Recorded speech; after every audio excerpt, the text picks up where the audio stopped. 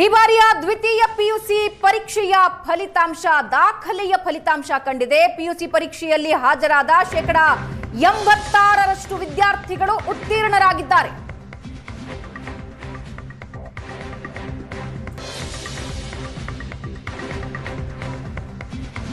ಈ ಬಾರಿಯ ದ್ವಿತೀಯ ಪಿಯುಸಿ ಪರೀಕ್ಷೆಯಲ್ಲಿ ದಾಖಲೆಯ ಫಲಿತಾಂಶ ಪಿಯುಸಿ ಪರೀಕ್ಷೆಗೆ ಹಾಜರಾದ ವಿದ್ಯಾರ್ಥಿಗಳಲ್ಲಿ 86% ಜನ ಉತ್ತೀರ್ಣರಾಗಿದ್ದಾರೆ. ಕಳೆದ ವರ್ಷಕ್ಕೆ ಹೋಲಿಸಿದ್ರೆ ಈ ವರ್ಷದ ಫಲಿತಾಂಶದಲ್ಲಿ 12.5% ಏರಿಕೆಯಾಗಿದೆ.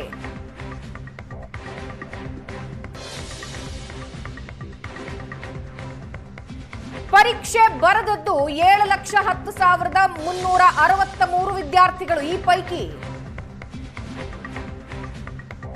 6,10,000 ವಿದ್ಯಾರ್ಥಿಗಳು ಉತ್ತೀರ್ಣರಾಗಿದ್ದಾರೆ. ಕಳೆದ ವರ್ಷ ಫಲಿತಾಂಶ ದಾಖಲಾಗಿದ್ದು 73.45%.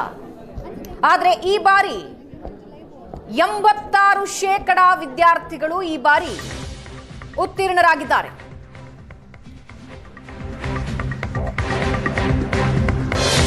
ವಾಣಿಜ್ಯ ವಿಭಾಗದಲ್ಲಿ ಬೆಂಗಳೂರಿನ ಅದಿತಿ ಬಾಪುಗೆ ಮೊದಲ ಸ್ಥಾನ. ವಾಣಿಜ್ಯ ವಿಭಾಗದಲ್ಲಿ 600ಕ್ಕೆ 600 ಅಂಕ ಗಳಿಸಿದ ಬೆಂಗಳೂರಿನ ಅದಿತಿ ಜೈನ್ ಕಾಲೇಜಿನ ವಾಣಿಜ್ಯ ವಿಭಾಗದ ವಿದ್ಯಾರ್ಥಿನಿ ಔಟ್ ಅಂಕಗಳನ್ನು ಪಡ್ಕೊಂಡಿದ್ದಾರೆ. ಇನ್ನು ಪಿಯುಸಿ ವಾಣಿಜ್ಯ ವಿಭಾಗದಲ್ಲಿ ದಕ್ಷಿಣ ಕನ್ನಡದ ದಿಶಾ ರಾಜ್ಯಕ್ಕೆ ಪ್ರಥಮ. 600ಕ್ಕೆ 600 ಅಂಕಗಳು. ಆಳ್ವಾಸ್ ಕಾಲೇಜಿನ ವಿದ್ಯಾರ್ಥಿನಿ ದಿಶಾ ವಾಣಿಜ್ಯ ವಿಭಾಗದಲ್ಲಿ ರಾಜ್ಯಕ್ಕೆ ಫಸ್ಟ್ ರ್ಯಾಂಕ್. 600 out of 600. 600ಕ್ಕೆ 600 ಅಂಕ ಪಡೆದು ರಾಜ್ಯಕ್ಕೆ ಪ್ರಥಮ ಸ್ಥಾನ ಪಡೆದಿದ್ದಾಳೆ ವಿದ್ಯಾರ್ಥಿನಿ ದಿಶಾ.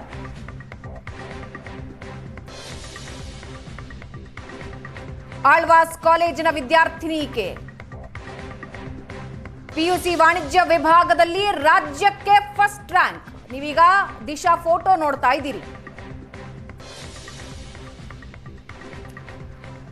ದಿಶಾ ಸ್ವತಃ ಲೈವ್ ನಲ್ಲಿ ನಮ್ಮ ಜೊತೆ ಜಾಯಿನ್ ಆಗಿದ್ದಾರೆ. ದಿಶಾ, ಕಂಗ್ರಾಚುಲೇಷನ್ಸ್. 600 ಔಟ್ ಆಫ್ 600 ಎಷ್ಟೋ ವಿದ್ಯಾರ್ಥಿಗಳ ಕನಸು. ಅದು ರಾಜ್ಯಕ್ಕೆ ಫಸ್ಟ್ ಬರೋದಿದೆಯಲ್ಲ, ತುಂಬಾ ವಿದ್ಯಾರ್ಥಿಗಳು ಹಗಲು ಇರಳು ಶ್ರಮ ಪಟ್ಟಿರ್ತಾರೆ. ಆದರೆ ಈ ಬಾರಿ ರೆಕಾರ್ಡ್ ದಿಶಾ ಹೆಸರಲ್ಲಿ ದಾಖಲಾಗಿದೆ. 2026 ನಲ್ಲಿ ರಾಜ್ಯಕ್ಕೆ ಪ್ರಥಮ. ಹೆಂಗನಿಸ್ತಿದೆ ದಿಶಾ? ತುಂಬಾ ಖುಷಿ ಆಗ್ತಿದೆ ಮ್ಯಾಮ್. ಅಂದ್ರೆ ಏನೇನು ಕಷ್ಟಪಟ್ಟರು, ಎಷ್ಟು ರಾತ್ರಿ ನಿದ್ದೆಗೆಟ್ಟು ಓದಿದ್ದು, ಕಷ್ಟಪಟ್ಟಿದ್ದು ಎಲ್ಲದಕ್ಕೂ ಇವಾಗ ಒಂದು ಪ್ರತಿಫಲ. It is in front of you. ಇಡೀ ರಾಜ್ಯಕ್ಕೆ, ಅಂದ್ರೆ ಕಾಲೇಜಿಗೆ ಫಸ್ಟ್ ಬರೋದು ಬೇರೆ ಅಥವಾ ಜಿಲ್ಲೆಗೆ ಫಸ್ಟ್ ಬರೋದು ಬೇರೆ, ಇಡೀ ರಾಜ್ಯಕ್ಕೆ first. You made a history.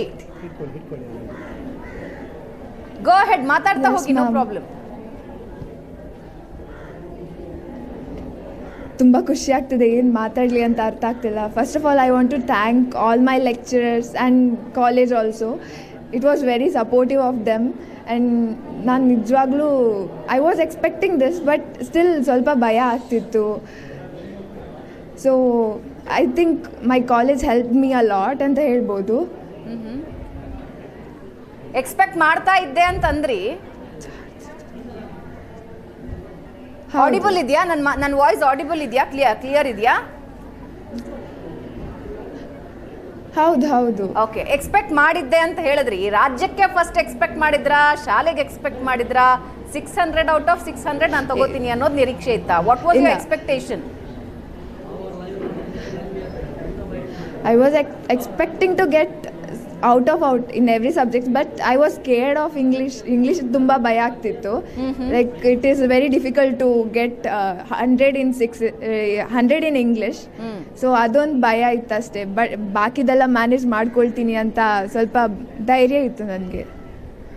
English ಜೊತೆಗೆ ಬೇರೆ ಯಾವ ಸಬ್ಜೆಕ್ಟ್ ಡೌಟ್ಫುಲ್ ಇತ್ತು? ಯಾವುದ್ರ ಬಗ್ಗೆ ಸ್ವಲ್ಪ ಟೆನ್ಷನ್ ಜಾಸ್ತಿ ಇತ್ತು? ಯಾವುದ್ರ ಬಗ್ಗೆ ಪ್ರಿಪರೇಷನ್ ಜಾಸ್ತಿ ಆಗಿತ್ತು ನಿಮಗೆ? ಜಾಸ್ತಿ ಪ್ರಿಪ್ರೇಷನ್ಸ್ ಅಂದರೆ ಇಂಗ್ಲೀಷಿದ್ದೇ ಜಾಸ್ತಿ ಇತ್ತು ಹೇಳೋದಾದರೆ. ತುಂಬ ಬರೆದು ಕಲ್ತಿದ್ದೀನಿ, ಹ್ಯಾಂಡ್ ರೈಟಿಂಗ್ ಇಂಪ್ರೂವ್ ಮಾಡಬೇಕು ಅಂತ ತುಂಬ ಕಷ್ಟಪಟ್ಟಿದ್ದೀನಿ. ಆ್ಯಂಡ್ ಈವನ್ ಒಂದೊಂದು ಸ್ಪೆಲ್ಲಿಂಗ್ ಮಿಸ್ಟೇಕ್ ಆಗದೆ ಇರೋ ಹಾಗೆ. ಆ್ಯಂಡ್ ಈವನ್ ಚೆನ್ನಾಗಿ ಪ್ರೆಸೆಂಟ್ ಹೇಗೆ ಮಾಡೋದು ತುಂಬ ಪ್ರಾಕ್ಟೀಸಸ್ ಮಾಡಿದ್ದೀನಿ, ರೈಟಿಂಗ್ ಪ್ರಾಕ್ಟೀಸಸ್ ಮಾಡಿದ್ದೀನಿ. ಸೊ ನಾನು ಹೇಳೋ ಹಾಗೆ ಇಂಗ್ಲೀಷ್ಗೆ ತುಂಬ ಪ್ರಾಕ್ಟೀಸ್ ಮಾಡಿದ್ದೀನಿ ಅಂತ ಹೇಳ್ಬೋದು. ಈ ಎಕ್ಸಾಮ್ ನಿಮಗೆ ಒಂದು ಮೆಮೊರಬಲ್ ಹೌದು, ಆದರೆ ಒಂದು ಸಂಕಷ್ಟ ಕೂಡ ಎದುರಿಸಿದ್ರಿ 3 ಎಕ್ಸಾಮ್ ಆದಮೇಲೆ. ಹೌದು. You lost your mother. ಒಂದು ಡಿಟರ್ಮಿನೇಷನ್ ಬೇಕು ಅಂದರೆ ಅಂದರೆ ವಿ ಕಾಂಟ್ ಇವನ್ ಇಮ್ಯಾಜಿನ್, ಅಂದರೆ ನಮ್ಗೆ ಯಾರಿಗೂ ಇದನ್ನು ಇಮ್ಯಾಜಿನ್ ಮಾಡ್ಕೊಳಕ್ಕಾಗಲ್ಲ. 3 ಎಕ್ಸಾಮ್ ಮುಗಿಸ್ಕೊಂಡು ಇಷ್ಟು ದೊಡ್ಡ ಟ್ರ್ಯಾಜಿಡಿ ಮನೆಯಲ್ಲಾಗುತ್ತೆ, ಸ್ಟಿಲ್ ಗಟ್ಟಿಯಾಗಿ ನಿಂತು ಎಕ್ಸಾಮ್ ಬರೆದಿದ್ದೀರಾ, ಔಟ್ ಆಫ್ ಔಟ್ ತೊಗೊಂಡಿದ್ದೀರಾ. How was the struggle? ಹೆಂಗಿತ್ತು ಆ ಸಿಚುವೇಶನ್? ಹೆಂಗಿತ್ತು? ಹೆಂಗೆ ಫೇಸ್ ಮಾಡಿದ್ರಿ? ಆ ಸಿಚುವೇಶನಲ್ಲಿ ಏನು ಮಾಡಲಿ ಅಂತ ಅರ್ಥ ಆಗಿಲ್ಲ. It was like either I have to concentrate on that or ಈಗ ಇದ್ದಿದ್ದನ್ನು ಏನಾದರೂ ಸರಿ ಮಾಡ್ಕೊಳ್ಳ ಅಂತ. That was the option with me. ಅದರಲ್ಲೇ ಕಾನ್ಸಂಟ್ರೇಟ್ ಮಾಡಲಾ ಇಲ್ಲ ಇದ್ರ ಮೇಲೆ ಕಾನ್ಸಂಟ್ರೇಟ್ ಮಾಡಲಾ ಅಂತ. But then I decided that ಒಂದಕ್ಕೋಸ್ಕರ ಇನ್ನೊಂದನ್ನು ಕಳ್ಕೊಳ್ಳೋಷ್ಟು ಶಕ್ತಿ ಅಂತೂ ಇಲ್ಲ. ತುಂಬ ಭಯ ಆಗಿತ್ತು. And then my lecturers help me a lot at that time ಅಂತ ಹೇಳ್ಬೋದು. ಏನಾಗಿತ್ತು ಅಮ್ಮ? ದೇ ಹೆಲ್ಪ್ ಮೀ ಲೈಕ್ ಆ ಟೈಮಲ್ಲೂ ಕೂಡ ನಾನು ಲೈಕ್ ಅವ್ರು ಬಿದ್ದು ಅವ್ರ ತಲೆಗೆ ಪೆಟ್ಟಾಗಿತ್ತು. ಇಟ್ ವಾಸ್ ಅಮ್ಮ ಈಗಿದ್ದಿದ್ರೆ ಏನು ಹೇಳಿರ್ತಿದ್ರು ದಿಶಾನ್ ನೋಡಿ? ತುಂಬ ಖುಷಿ ಪಡ್ತಿದ್ರು ಮ್ಯಾಮ್. ನಾನು ನಿಜವಾಗ್ಲೂ ಅವ್ರಿಗೋಸ್ಕರ ಅಂತ. But still it's okay. 3 exams ಹೇಳಿ ಅಂತ ಅರ್ಥ ಆಗ್ತಿಲ್ಲ. 3 ಎಕ್ಸಾಮ್ಸ್ ಆಗಿತ್ತು, ಅಮ್ಮ ಜೊತೆಗಿಲ್ಲ, ಇನ್ನೂ 3 ಎಕ್ಸಾಮ್ಸ್ ಬರೀಬೇಕಾಗಿತ್ತು. ಹೆಂಗೆ ಅಮ್ಮನ ಜೊತೆ? ಅಂದರೆ ಯೂಶ್ವಲಿ ಯಾರು ನಮ್ಮ ಜೊತೆ ಇರೋದಿಲ್ವೋ ಅವ್ರ ಜೊತೆನೂ ಒಂದು ಮಾತುಕತೆ ಆಗುತ್ತೆ ನಮಗೆ ಜೀವನದಲ್ಲಿ. ಬಾಹ್ಯವಾಗಿ ಅಂದರೆ ಫಿಸಿಕಲಿ ಅವ್ರು ಇಲ್ಲದೇ ಇದ್ದರೂ ಒಂದು ಎಮೋಷ್ನಲ್ ಕನೆಕ್ಷನ್ ಅಂತೂ ಇರುತ್ತೆ. 3 ಎಕ್ಸಾಮ್ಸ್ ಬರೀಬೇಕಿತ್ತು, ಅಮ್ಮನ ಪೇನ್ ಇತ್ತು. ಏನು ಹೇಳ್ತಾ ಇದ್ರಿ ಆ ಟೈಮಲ್ಲಿ ಅಮ್ಮನ ನೆನೆಸ್ಕೊಂಡು? ಏನು ಮಾತಾಡ್ಕೋತಿದ್ರಿ? ಆವಾಗ it was like I wanted to do that mostly because of that. Because ಅಮ್ಮನಿಗೋಸ್ಕರ ಆದರೂ ಮಾಡಬೇಕಿತ್ತು. ತುಂಬ ಅಂದರೆ ತುಂಬ ಕಷ್ಟಪಟ್ಟು ಏನಾದರೂ ಆಗಲಿ ಬೇಕಿತ್ತಷ್ಟೇ ನನಗೆ. ಸೊ ಅಮ್ಮ ಇದ್ದಾಗ ಎಕ್ಸಾಮ್ ಸ್ಟಾರ್ಟ್ ಆದಾಗ ಫಸ್ಟ್ ಎಕ್ಸಾಮ್ ಅಮ್ಮ ಹೆಂಗೆ ಕಳಿಸ್ಕೊಟ್ಟಿದ್ರು ನಿಮಗೆ? ಯಾಕಂದರೆ ಮಕ್ಕಳು ಬರೀತಾ ಇದ್ರು, ಅಪ್ಪ ಅಮ್ಮನಿಗೆ ಏನಂದರೆ ನಾವೇ ಎಕ್ಸಾಮ್ ಬರೀತಿದ್ದೀವಿ ಅನ್ನೋ ಟೆನ್ಷನ್ನು. ದೇವರಿಗೆದ್ದು ಪೂಜೆ ಮಾಡಿ ನಿಮಗೆ ಆ ಪೂಜೆ ಆರತಿ ತಂದುಕೊಟ್ಟು ತಿನ್ನಿಸಿ ಸಮಾಧಾನವಾಗಿರು, ಟೆನ್ಷನ್ ಮಾಡ್ಕೋಬೇಡ ಅಂತೆಲ್ಲ ಸಮಾಧಾನ ಮಾಡಿ ಮೊದಲನೇ ಎಕ್ಸಾಮಿಗೆ ಕಳಿಸ್ಕೊಡ್ತಾರೆ. ಸೊ ಅಮ್ಮ ಹೆಂಗೆ ಕಳಿಸ್ಕೊಟ್ಟಿದ್ರು ನಿಮಗೆ ಫಸ್ಟ್ ಎಕ್ಸಾಮಿಗೆ? ಅಷ್ಟೆಲ್ಲ ಇರಲಿಲ್ಲ. But still she was praying a lot ಅಂತ ಹೇಳ್ಬೋದು. ಮತ್ತು ನನಗೆ ಭಯ ಆಗ್ತಿದೆ ಅಂದರು.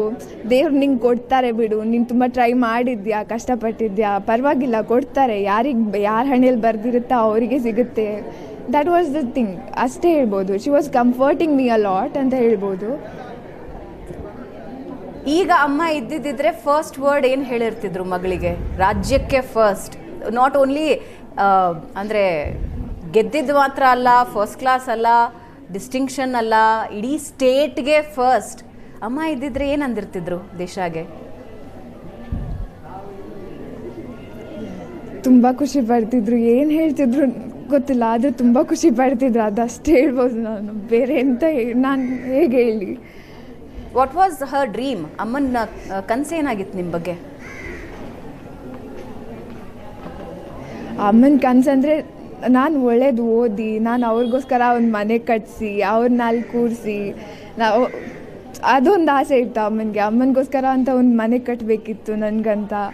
So that was the dream. ನಾವು for that I have to work a lot. That is what I can say. So future plans ಏನಿದೆ ದಿಶಾ? ಈಗ ಅಮ್ಮನ ನೆನಪಲ್ಲಿ ಅಮ್ಮನಿಗೋಸ್ಕರ ಒಂದು ಮನೆ ಕಟ್ಟಬೇಕು, ಹೌದು, ಆದರೆ ಕರಿಯರು ಕಟ್ಟಬೇಕಲ್ಲ. So what's your plan? ಹೌದು, it is a way to that ಅಂತ ಹೇಳ್ಬೋದು. ಸೊ CA ಫೌಂಡೇಶನ್ ಈ ವರ್ಷ ಮೇಯಲ್ಲಿ CA ಫೌಂಡೇಶನ್ ಎಕ್ಸಾಮ್ಸ್ ಇದೆ ನಂದು. So I want to achieve CA ಅಂತ ಹೇಳ್ಬೋದು. ಫ್ಯಾಮಿಲಿಯಲ್ಲಿ ಎಲ್ಲ ಫೋನ್ ಮಾತಾಡಿದ್ರಾ? ಫ್ಯಾಮಿಲಿಯಲ್ಲೆಲ್ಲ ಏನು ಹೇಳ್ತಿದ್ದಾರೆ? ಅದೇ ಅವರೆಲ್ಲ ಕಂಗ್ರ್ಯಾಚುಲೇಷನ್ಸ್ ಹೇಳಿದರು. ತುಂಬ ಖುಷಿಯಾಗಿದೆ ಅವರಿಗೂ ಕೂಡ. ಸೊ ಫೈನಲಿ ಇಫ್ ಅಮ್ಮ ಈಸ್ ಲಿಸ್ನಿಂಗ್ ಟು ಯು, ಅಮ್ಮ ಕೇಳಿಸ್ಕೊಳ್ತಾ ಇದ್ರೆ, what you want to say? Yes, ಹೌದು. I don't know what to say, but ನಂಗೆ ಗೊತ್ತಿಲ್ಲ ನಾ ಏನು ಹೇಳಬೇಕು ಅಂತ ಇದೆ ಅಂತ. ಬಟ್ ಅಮ್ಮ ನಾನು ಮಾಡಿಬಿಟ್ಟೆ, ಅದೊಂದು ಹೇಳ್ತೀನಿ ಅಷ್ಟೇ. All are proud of you Disha. ಬರೀ ಕಾಲೇಜ್ ಸ್ಟೂಡೆಂಟ್ಸ್ ಅಲ್ಲ, ಟೀಚರ್ಸ್ ಅಲ್ಲ, ಫ್ಯಾಮಿಲಿ ಅಲ್ಲ, everybody is proud of you. And of course ಅಮ್ಮನೂ ತುಂಬ ಪ್ರೌಡ್ ಇರ್ತಾರೆ ನಿಮ್ಮ ಬಗ್ಗೆ. ಹೌದು. All the very best, all the very best Disha. Thank you ma'am. Friends ಯಾರಾದರೂ 600ಗೆ ತುಂಬ ಹತ್ರ ಬಂದಿರೋರು ಇದ್ದಾರಾ ದಿಶಾ? 598 ಅಥವಾ ತುಂಬ ಜನ ಇದ್ದಾರೆ ಆ್ಯಕ್ಚುಲಿ. ನಮ್ಮ ಕ್ಲಾಸ್ಮೇಟ್ಸ್ ಎಲ್ಲ ತುಂಬ ಜನ ಇದ್ದಾರೆ. ಆ ಥರ ನಿಯರೆಸ್ಟ್ ಮಾರ್ಕ್ಸ್ ತೆಗೆದವರು ತುಂಬ ಜನ ಇದ್ದಾರೆ.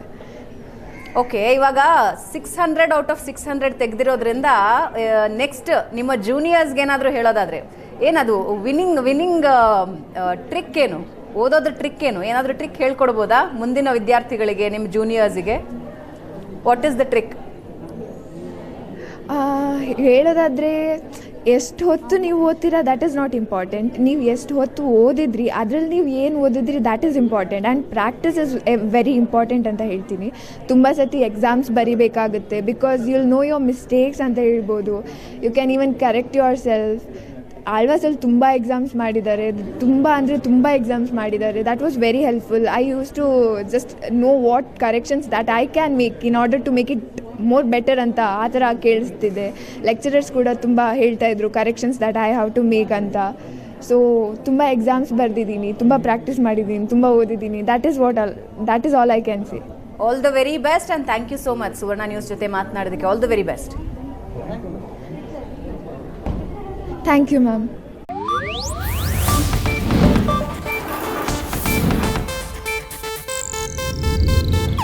ಇದು ಏಷ್ಯಾನೆಟ್ ನ್ಯೂಸ್ ನೆಟ್ವರ್ಕ್ ಪ್ರಸ್ತುತಿ.